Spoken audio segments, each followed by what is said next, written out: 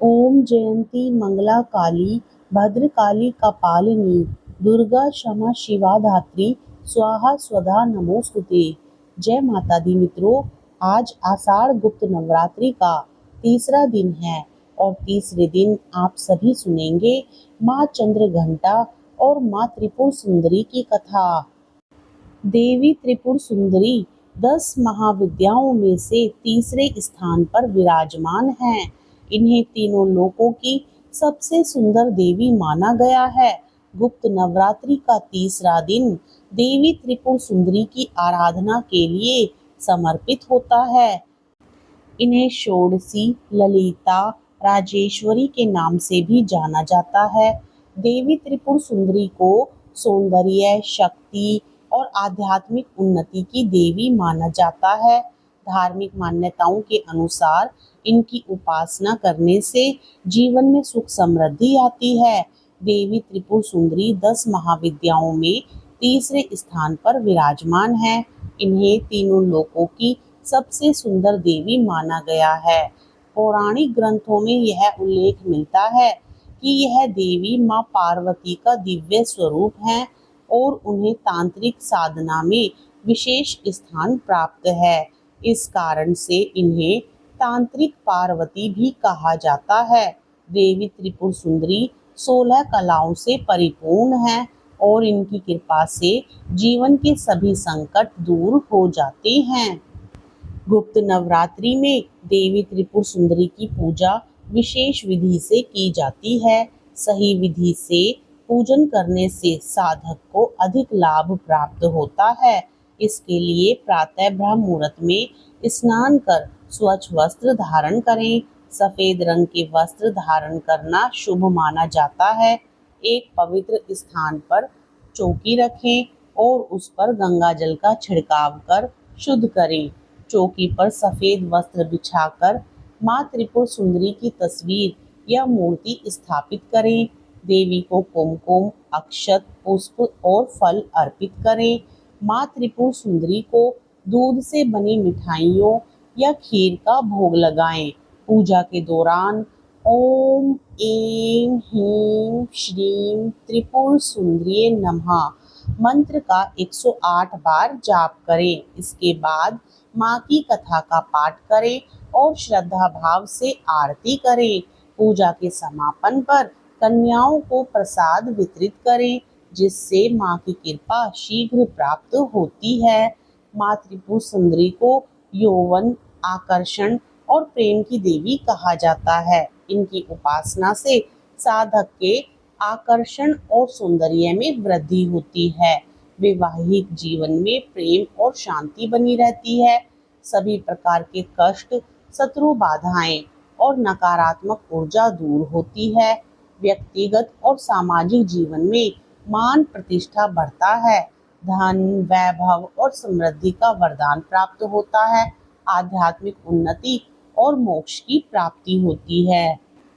पौराणिक कथा के अनुसार देवी त्रिपुर सुंदरी की उत्पत्ति भगवान शिव के ध्यान मग्न होने के समय से जुड़ी है, जब सती के वियोग के कारण तीनों लोकों में व्यवधान उत्पन्न हो गया था। देवराज इंद्र ने शिव का ध्यान भंग करने के लिए कामदेव को भेजा, जिससे शिव क्रोधित हो गए और उन्होंने कामदेव को भस्म कर दिया। इसके बाद शिव के एक गण ने कामदेव की भस्म से एक पुरुष की आकृति बनाई, जिसे भांड कहा गया है। शिव के क्रोध से बने होने के कारण भांड में राक्षसों के गुण थे। भांडासुर ने अपनी राक्षसी शक्तियों से स्वर्ग लोक पर अत्याचार करना शुरू कर दिया। तब इंद्रदेव ने नारद ऋषि से इसका उपाय पूछा और नारद ऋषि ने इंद्रदेव को अपने मांस और रक्त से आद्या देवी की पूजा करने का सुझाव दिया।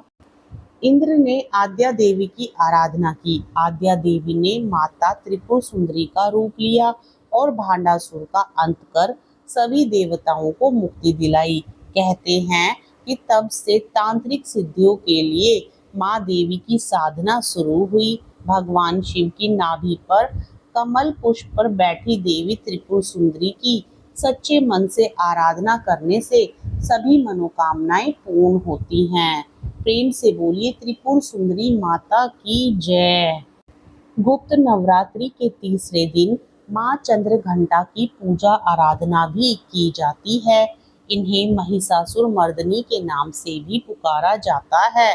दरअसल महिषासुर के आतंक से मुक्ति दिलाने के लिए मां चंद्र घंटा का प्राकट्य हुआ था। पौराणिक कथा के अनुसार मां दुर्गा ने चंद्र घंटा का रूप लिया। उन्होंने महिषासुर मर्दन कर देवताओं की रक्षा की थी। वह अपने भक्तों की रक्षा करती हैं और उन्हें अभय दान देती हैं। मां चंद्र घंटा की पूजा करने से भक्तों को आध्यात्मिक शक्ति, साहस और आत्मविश्वास प्राप्त होता है। मां चंद्र घंटा की पूजा से भक्तों के सभी भय दूर हो जाते हैं। उन्हें सुख, समृद्धि और शांति मिलती है। सामाजिक प्रतिष्ठा भी बढ़ती है और हर क्षेत्र में सफलता भी मिलती है। मां चंद्र घंटा के मस्तक पर एक घंटे के आकार का चंद्रमा स्थित है। इसी वजह से उन्हें चंद्र घंटा कहा जाता है। उनके एक हाथ में त्रिशूल, एक हाथ में गदा, एक हाथ में तलवार, एक में कमल का फूल, एक हाथ वर मुद्रा में है। मां चंद्र घंटा को केसर और दूध से बनी खीर बहुत पसंद है, इसलिए भोग में इसे जरूर शामिल करें। पूजा के दौरान मां के मंत्रों का जाप करें। ओम देवी चंद्र घंटाए नमः, दुर्गा सप्तशती और मां चंद्र घंटा की आरती करें। इसके बाद अपनी मनोकामना कहें। कथा के अनुसार माता दुर्गा ने मां चंद्र घंटा का अवतार तब लिया जब दैत्यों का आतंक बढ़ने लगा था। उस समय महिषासुर का देवताओं के साथ भयंकर युद्ध चल रहा था। महिषासुर का लक्ष्य देवराज इंद्र का सिंहासन प्राप्त करना था और वह स्वर्ग लोक पर राज करने की इच्छा से युद्ध कर रहा था। जब देवताओं को उसकी इस मंशा का ज्ञान हुआ तो वे चिंतित हो गए और भगवान ब्रह्मा, विष्णु और महेश के पास गए। ब्रह्मा, विष्णु और महेश ने देवताओं की व्यथा सुनकर क्रोध प्रकट किया, जिससे उनके मुख से ऊर्जा निकली। इस ऊर्जा से एक देवी प्रकट हुई। भगवान शंकर ने उन्हें अपना त्रिशूल, भगवान विष्णु ने अपना चक्र, इंद्र ने घंटा, सूर्य ने तेज और तलवार तथा सिंह प्रदान किया। इसके पश्चात मां चंद्र घंटा ने महिषासुर का वध कर देवताओं की रक्षा की। प्रेम से बोलिए मां चंद्र घंटा की जय। 28 जून 2025 को आषाढ़ माह के शुक्ल पक्ष की तृतीया तिथि है। इस दिन पुष्य नक्षत्र और हर्षण योग का संयोग रहेगा। दिन के शुभ मुहूर्त की बात करें तो शनिवार को अभिजीत मुहूर्त 12 बजे से दोपहर 12:48 तक रहेगा। राहु काल का समय सुबह 8:56 से 10:40 तक रहेगा। अमृत काल मुहूर्त सुबह 4:57 से सुबह 6:33 होगा। ब्रह्म मुहूर्त का समय सुबह 4:12 से सुबह 5 बजे तक होगा। 28 जून को आषाढ़ मास के गुप्त नवरात्र की तृतीया तिथि सुबह 9:54 पर समाप्त हो जाएगी। उसके बाद चतुर्थी तिथि प्रारंभ हो जाएगी। आप सभी को आषाढ़ गुप्त नवरात्रि की ढेर सारी शुभकामनाएं। जानकारी पसंद आए तो वीडियो को लाइक करें, शेयर करें, साथ ही चैनल को सब्सक्राइब भी जरूर करें। जय माता दी।